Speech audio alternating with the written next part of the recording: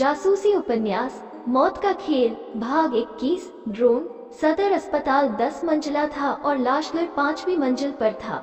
Lift तेजी से ऊपर चली जा रही थी। न वो छठे फ्लोर पर रुकी थी और न 7वें और 8वें पर ही।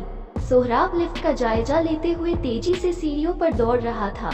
लिफ्ट 10वें फ्लोर पर भी नहीं रुकी तो सोहराब आश्चर्य में पड़ गया, यानी लिफ्ट ओपन फ्लोर पर गई थी।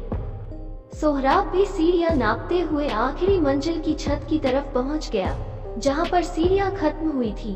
वहां पर एक दरवाजा था और उसमें ताला लगा हुआ था। सोहराब ने जेब से एक तार निकाला और ताले के छेद में डालकर उसे खोलने की कोशिश करने लगा। इस काम में उसे वक्त लग गया। जब ताला खोलकर वो ऊपर पहुंचा तो देखा कि लाश एक बड़े से ड्रोन में बंधी हुई ऊपर की तरफ जा रही थी।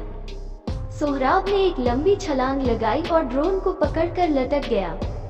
वजन बढ़ जाने की वजह से ड्रोन धीरे धीरे नीचे आने लगा। सोहराब एक हाथ से ड्रोन को पकड़े रहा और दूसरे हाथ से जेब में रखे चाकू को निकाल लिया। इसके बाद उसने उस रस्सी को काट दिया जिससे लाश लटकी हुई थी। रस्सी आखिरी बंद तक कट चुकी थी। वजन की वजह से वह आखिरी बंद एक झटके में टूट गया। लाश को जल्दी से सोहराब ने दोनों हाथों में थाम लिया। इस चक्कर में ड्रोन उसके हाथ से छूट गया। ड्रोन तेजी से ऊपर की तरफ चला गया। सोहराब ने लाश को जमीन पर सम्मान के साथ रख दिया। इंस्पेक्टर सोहराब ने ध्यान से ड्रोन की तरफ देखा। उसमें कैमरा लगा हुआ था। उसे समझते देर न लगी कि इस कैमरे से मुजरिम सारी गतिविधियां देख रहा है। ड्रोन पहले तेजी से ऊपर गया और फिर एक दिशा में जाकर नजरों से ओझल हो गया। इंस्पेक्टर सोहराब को नर्स और वार्ड बॉय का ख्याल आया। उसने उन्हें छत पर काफी खोजा, लेकिन वो कहीं नहीं मिले। कबाड़ रखने के लिए बनाए गए बड़े से टीन शेड में भी वो नहीं दिखे। सोहराब ने बड़े कबाड़ के पीछे जाकर बारीकी से मुआयना किया। इसके बाद सोहराब लिफ्ट की तरफ चला गया। एक कैनोपी में लिफ्ट खुलती थी। कैनोपी के जालीदार दरवाजे में अंदर से ताला लगा हुआ था, यानी वो दोनों कैनोपी में अंदर से ताला लगाकर लिफ्ट के जरिए फरार हो गए थे। सोहराब को ये चोट बहुत तकलीफ देह लगी।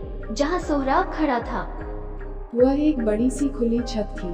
पहले तो लिफ्ट के यहाँ तक आने पर सोहराब को ताज्जुब हुआ था, लेकिन टीन शेड में रखी कबाड़ मशीनों को देखने के बाद उसकी समझ में बात आ गई। भारी सामान लाने ले जाने के लिए ही इस ओपन छत तक लिफ्ट आने का इंतजाम किया गया था। वह कुछ देर शांत खड़ा रहा। उसके बाद उसने साजन सलीम को फोन करके ऊपर बुला लिया। साजन सलीम जब ऊपर पहुंचा तो वह सोहराब को लाश के पास अकेला खड़ा देखकर चौंक पड़ा।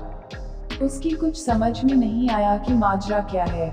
वो दोनों कहाँ गए और ये लाश किसकी है? साजन सलीम ने पूछा। दोनों चकमा देकर हाथ से निकल गए। काफी तेज साबित हुए दोनों। क्या लिफ्ट नीचे पहुंची थी?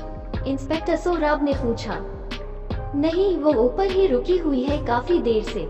मेरे यहाँ आने तक भी नीचे नहीं पहुँची थी। साजन सलीम ने जवाब दिया। तुम ऊपर तक सीढ़ियों से आए हो? सोहराब ने फिर पूछा। इस फ्लोर के ठीक नीचे तक एक दूसरी लिफ्ट से और फिर वहाँ से सीढ़ियों से ऊपर आया, क्योंकि वो लिफ्ट वहीं तक आती है, साजन सलीम ने बताया। कोई अजीब बात नजर आई? सोहराब ने फिर सवाल किया। नहीं। लेकिन क्यों? साजन सलीम ने चौंकते हुए पूछा। नहीं, कुछ नहीं, सोहराब ने कहा। ये लाश किसकी है और यहाँ तक कैसे पहुँची? साजन सलीम ने पूछा। डॉक्टर वरुण वीरानी की, सोहराब ने कहा और उसे यहाँ तक पहुँचने और ड्रोन से लाश ले जाने तक की पूरी बात बता डाली। पूरी बात सुनने के बाद साजन सलीम ने पूछा, आपको इतना यकीन कैसे है कि यह डॉक्टर वीरानी की ही लाश है? खोल कर देख लो, इंस्पेक्टर सोहराब ने कहा।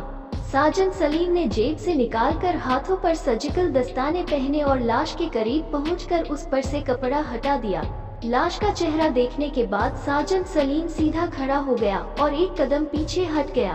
लाश से आ रही बदबू ने भी उसे पीछे हटने पर मजबूर कर दिया था। साजन सलीम ने इंस्पेक्टर सोहराब की तरफ देखा। सलीम ने लाश को पहली बार देखा था। उसकी समझ में कुछ नहीं आ रहा था। इस लाश का चेहरा तो बिगड़ा हुआ है। आपने बिना देखे कैसे यकीन कर लिया था कि स्ट्रेचर पर ले जाई जा रही लाश डॉक्टर वीरानी की ही है? इस बारे में बाद में बात होगी। अभी जाओ और लाश घर के इंचार्ज और वहाँ पर पहरा दे रहे दोनों कांस्टेबल को बुला लाओ, इंस्पेक्टर सोहराब ने कहा। साजन सलीम तेजी से सीढ़ियों की तरफ बढ़ गया। सोहराब ने जेब से निकालकर मुंह पर मास्क लगाया और फिर हाथों पर रबर के दस्ताने पहने और लाश के ऊपर बंधा सफेद कपड़ा हटा दिया। लाश के जिस्म पर बहुत कीमती सूट था। अजीब बात ये थी कि वो सूट उसके साइज से कुछ बड़ा था। सोहराब ने कपड़े की जेबों की तलाशी ली। उसे जेब से कुछ बुरादा सा मिला। उसने उसे हाथ पर लेकर देखा और फिर जेब से रुमाल निकालकर बुरादे को उसमें लपेट लिया। इसके बाद वह पैंट और शर्ट की कॉलर पर लगे टैग को देखने लगा। उस पर लॉर्ड एंड लेडी टेलर्स लिखा हुआ था। यह राजधानी का सबसे बड़ा टेलर था। यहाँ कपड़े सिलवाने के लिए कई बार 6 महीने तक इंतजार करना पड़ता था। पहली खास बात यह थी कि इनके यहाँ अभी भी हाथों से कपड़ों की सिलाई होती थी। दूसरी अहम बात इनकी फिटिंग थी। ऐसी फिटिंग कोई नहीं दे सकता था।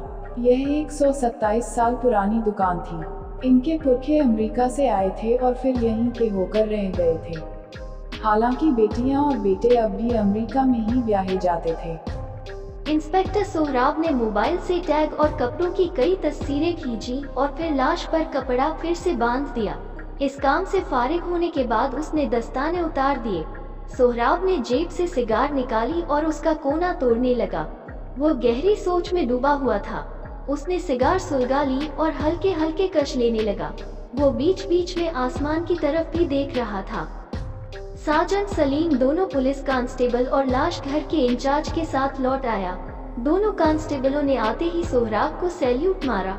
दोनों ही बहुत डरे हुए थे। सोहराब ने उनसे नर्म लहजे में पूछा, आप दोनों कहाँ चले गए थे?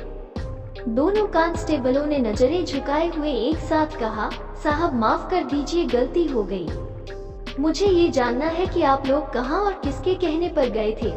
सोहराब का लहजा अब भी नर्म ही था। किसी के कहने से नहीं सर, बस जरा चाय पीने चले गए थे, एक कांस्टेबल ने हकलाते हुए धीमी आवाज में कहा। अगर हम समय से नहीं पहुंचते तो लाश गायब कर दी गई थी। अपनी ड्यूटी ठीक से अंजाम दीजिए। ड्यूटी नहीं होती है तो साफ बता दीजिए, हम दूसरा इंतजाम कर लेंगे। इंस्पेक्टर सोहराब ने शब्दों पर जोर देते हुए कहा। सर आइंदा ख्याल रखेंगे, इस बार दूसरे वाले कांस्टेबल ने कहा।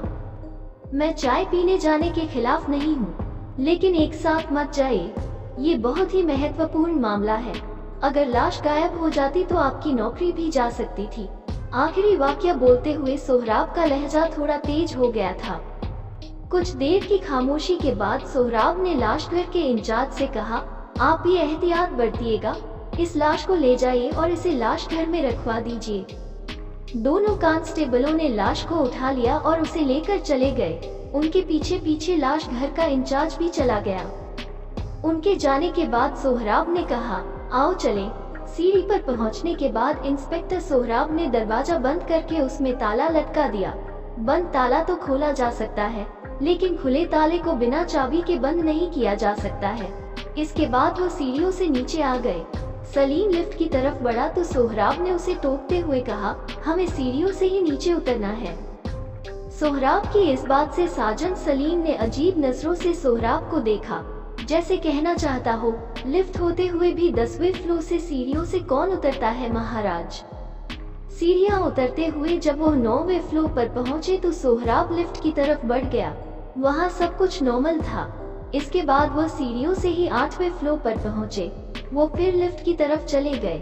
वहां का नजारा देखकर सोहराब के चेहरे पर एक हल्की सी चमक आकर चली गई। उसका अनुमान सही निकला था।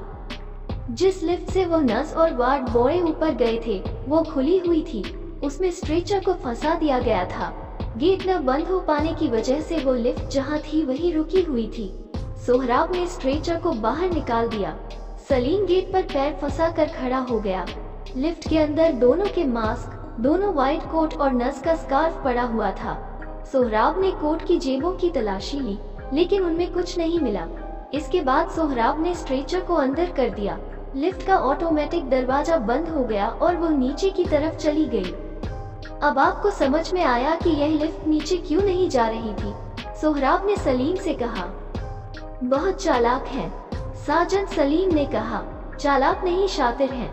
सोहराब ने कहा, दरअसल उन्होंने 8वें फ्लोर को इसलिए चुना क्योंकि इस फ्लोर पर ज्यादा भीड़ भाड़ नहीं रहती।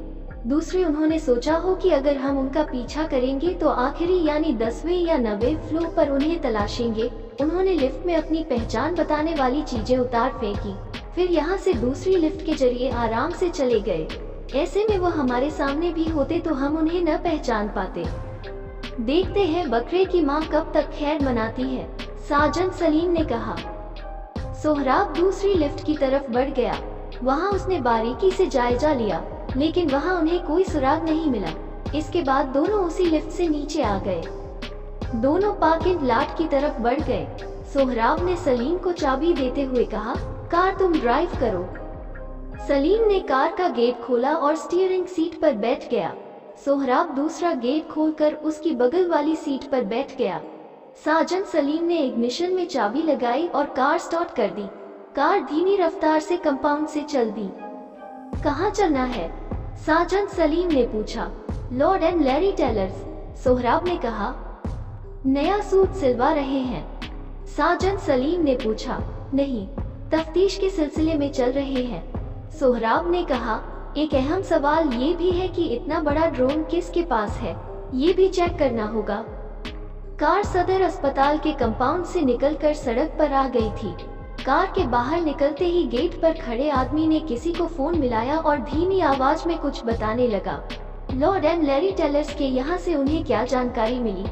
जब लाश गायब ही करनी थी तो कातिल ने लाश को जंगल में क्यों फेंका था? इन सवालों के जवाब जानने के लिए सुनिए जासूसी उपन्यास मौत का खेल का अगला भाग।